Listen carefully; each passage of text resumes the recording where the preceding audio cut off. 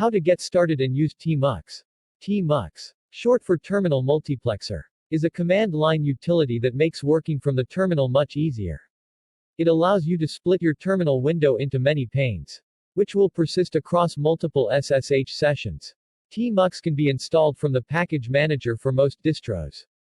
For Debian-based systems like Ubuntu, that would be. Once it's installed, you can get started by entering the TMUX command.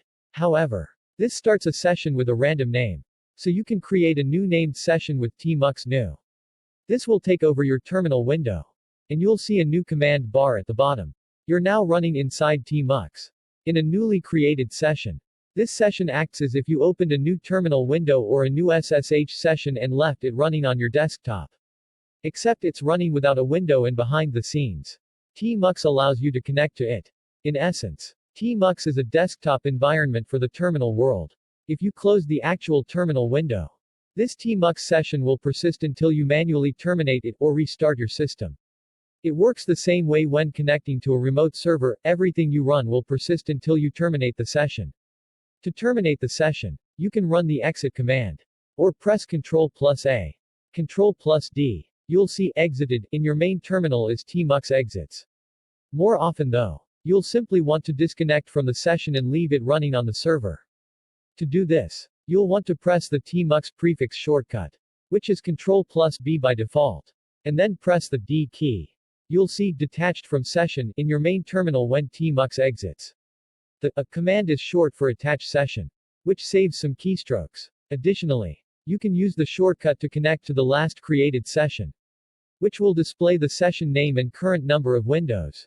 Make sure you're not already connected to a TMUX session when trying to connect to another session, as recursion is blocked by default and is a pain anyway.